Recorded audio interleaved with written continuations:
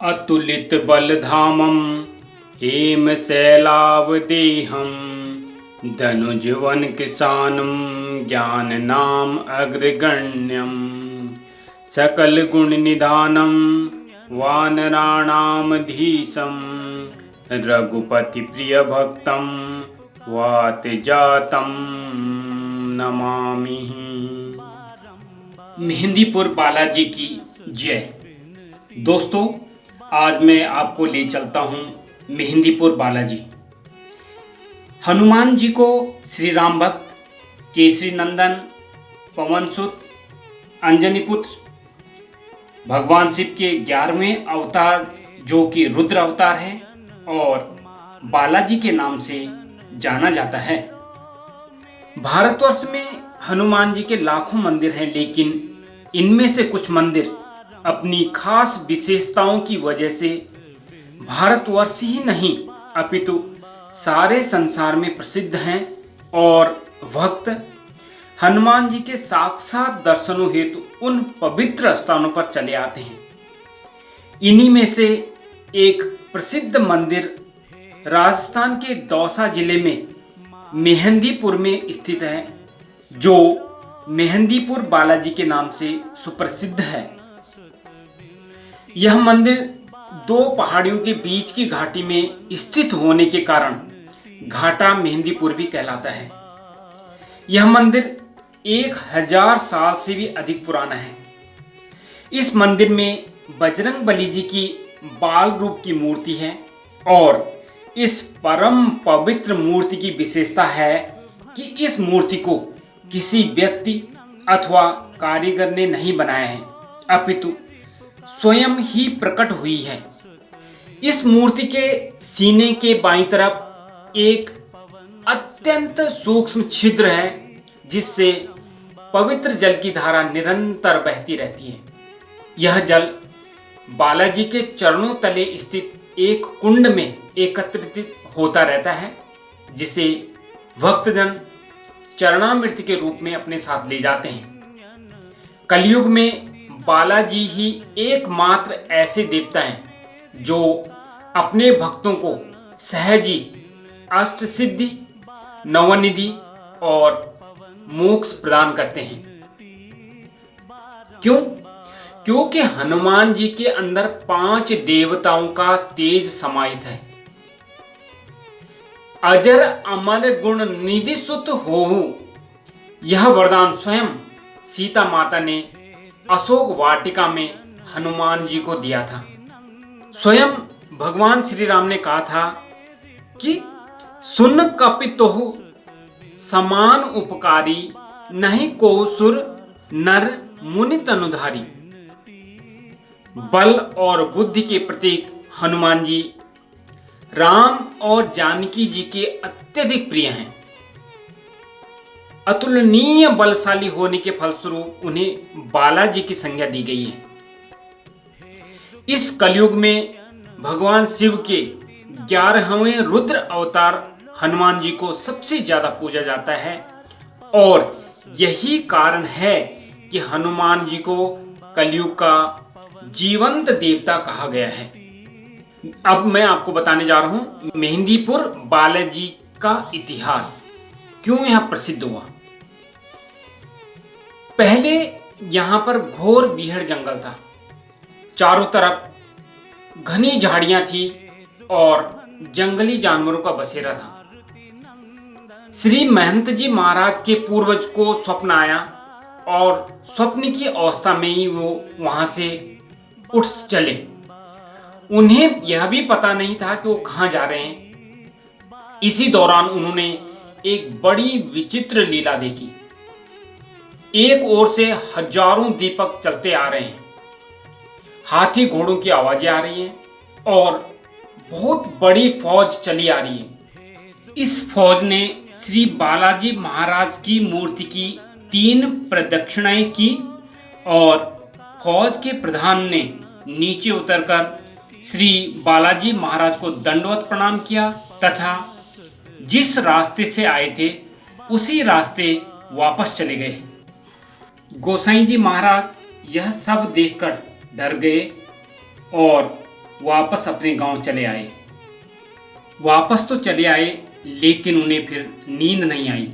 बार बार उसी विषय पर विचार करते हुए उनकी जैसी ही आंख लगी, उन्हें स्वप्न में 3 मूर्तियां दिखी।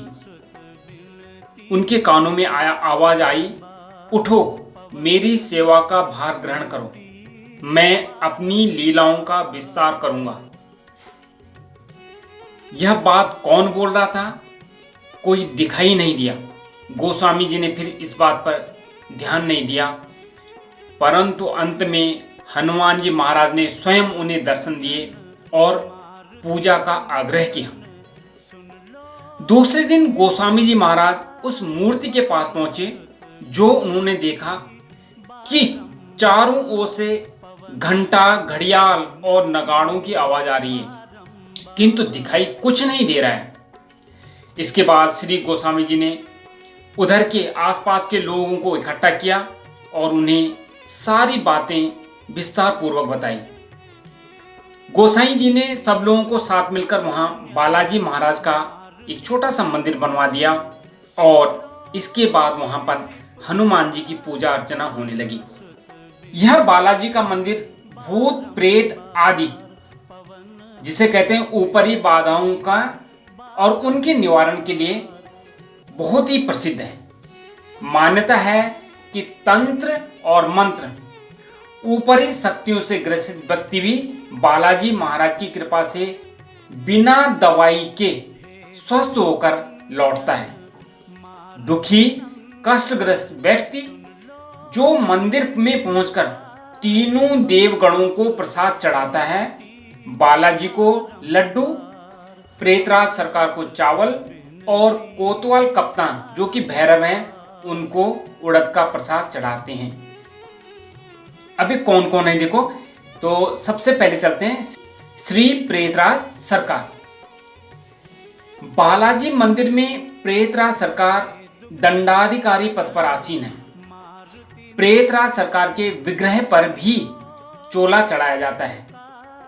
प्रेतराज सरकार को दुष्ट आत्माओं को दंड देने वाले देवता के रूप में पूजा जाता है। भक्ति भाव से उनकी आरती की जाती है, उनकी चालीसा पढ़ी जाती है, भजन कीर्तन किए जाते हैं। बालाजी के सहायक देवता के रूप में ही प्रेतराज सरकार की आराधना की जाती है। प्रेतराज सरकार जी को श्रद्धा और भावना का देवता माना जाता है। दूसरे हैं कोतवाल कप्तान श्री भैरव जी। कोतवाल कप्तान श्री भैरव देव भगवान शिव के अवतार हैं और भगवान शिव की ही तरह यह भी भक्तों की थोड़ी सी ही पूजा अर्चना से प्रसन्न हो जाते हैं। भैरव महाराज चतुर्भुजी हैं। उनके हाथों में त्रिशूल, डमरू, खप्पर तथा प्रजापति ब्रह्मा का 5वां कटा शीश रहता है। वे कमर में लाल वस्त्र धारण करते हैं। वे भस्म लपेटते हैं। उनकी मूर्ति पर चमेली के सुगंध युक्त तिल के तेल से सिंदूर घोलकर चोला चढ़ाया जाता है। श्री बाल भैरव और श्री बटुक भैरव भैरव देव के बाल रूप हैं। भैरव देव बालाजी महाराज की सेना के कोतवाल हैं। उन्हें कोतवाल कप्तान भी कहा जाता है और प्रसाद के रूप में भैरव देव को उड़द की दाल के बड़े और खीर का भोग लगाया जाता है। अच्छा, जब भी मेहंदीपुर बालाजी जाओ तो वहां के कुछ नियम हैं।